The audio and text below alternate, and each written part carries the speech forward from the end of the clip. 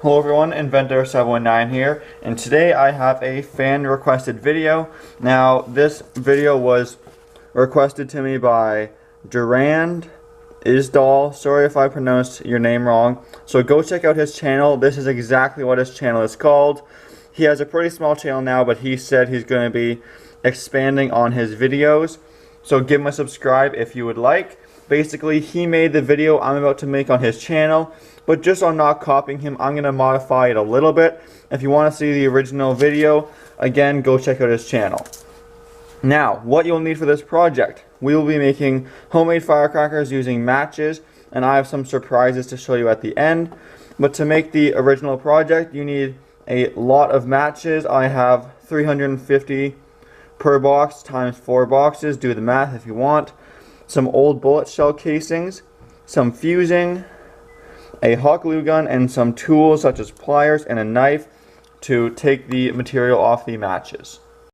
So the first step to this project is to take the heads off of your matches. As you can see, there's not much material per match, so there's a few ways you can do this. The first way is with a little pocket knife on a piece of cardboard with a crease in the middle, or paper, whatever you want. Just take the knife and scrape the stuff away. I'm doing it a little bit slower just to show you guys on camera here. Sorry it's hard to focus in, but you get the idea. Basically just take all the pink off or red, and then you're left with a wooden stick that can be discarded. Or if you don't want it to be quite as powerful, you could get away with just using snippers and cutting the heads off just like that. But of course you're left with some wood in the middle, which will really slow down the process. So I'm going to do it the knife way, then I'll show you when I've headed all of these matches. So there's the result of shaving 350 match heads. There's what I ended up with in the end. But as you can see, there's quite a few wooden shavings in it, and the pieces are rather large. So now the procedure is to use a mortar and pestle. Of course I don't have one, I just have a bowl and spoon, but should work kind of the same. And then as you can see, I have a little strainer underneath here, which will be used to remove the wooden pieces.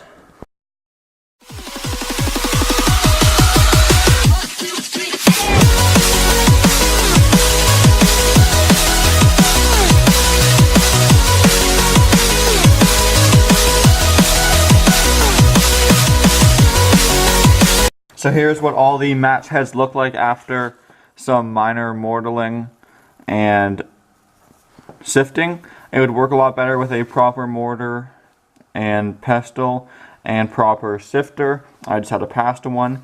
Now, I could simply put these inside of my ammunition shells and put a fuse in them and light them, and they would be quite a loud firecracker. But that is what Durand Isdal did in his video, so I thought I'd make it a little different.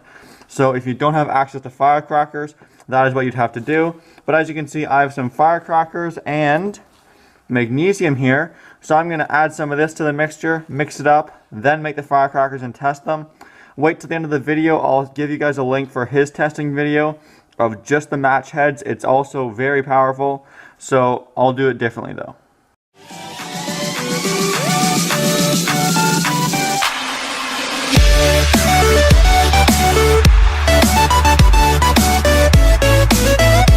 There's the final mixture with the little pieces of magnesium, and you can see the kind of gray gunpowder mixed in, flash powder to be exact. So now, first step is to use your cardboard piece, make it into a V shape for easier loading, and do your best to carefully, I'll try to do this on camera, but it's kind of tough as it is, vibrate it and get some into the end of your cartridge. As you can see there, they're kind of going in.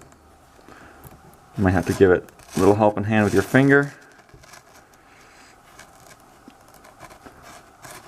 And I'm going to evenly distribute this over all 4 cartridges. I'll do it off camera because it's a little easier, and then I'll show you how to do the fuse. So even with only 350 match heads shaved off, I was able to fill 4 cartridges and 1/2 12 gauge shotgun shell. Those are about 230 Win Mags, I think, and whatever those are. You guys know I'm not too good with bullet sizes. Anyway, so the next step here is to cut your fuse. So I'm going to cut quite a long fuse because these can be dangerous because of the possibility of flying shrapnel, so please be very careful. But anyway, go ahead and shove your fuse in. I'm going to go ahead and do that to all of them. Once all the fuses are in, the next step is to seal the top with some wadding. So I have some shop towel or paper cloth, whatever you have will work. So start by ripping off a pretty small piece and crumpling up to a nice hard ball.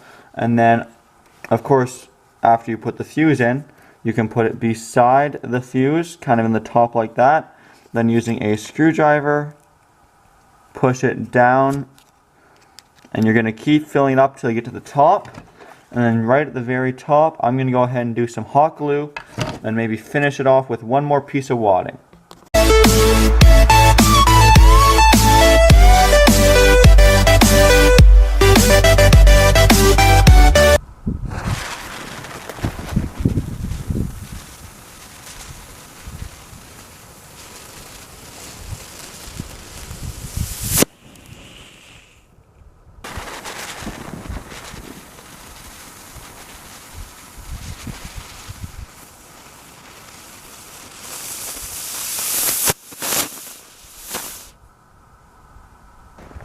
So it appears that I've made more or less fireworks instead of firecrackers, probably because my powder wasn't ground up enough, and in my fan's video he crimped the top of them to make them super airtight.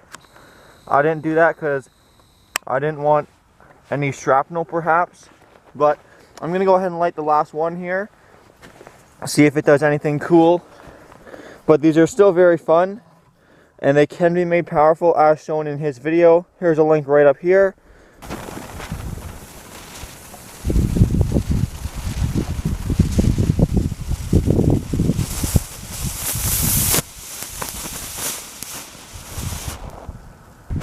So there you have it. Ooh, that's rather hot to touch. But those are the firecrackers I made. Obviously mine were more of fireworks, little novelty firecrackers, over actual explosives. Mine ended up blowing out all the stuff out the top. As you can see, there's lots of unburnt match heads over there, which probably was why they didn't explode too well, but still a very cool project. Thank you, Isdal, for the idea, and go check out his channel again. If you want to see the testing video, go check out his. That exploded really well. I will come up with another video idea for this week for you guys. I have a cool one in mind, so please stay tuned for that. And as always, please like, comment, and subscribe.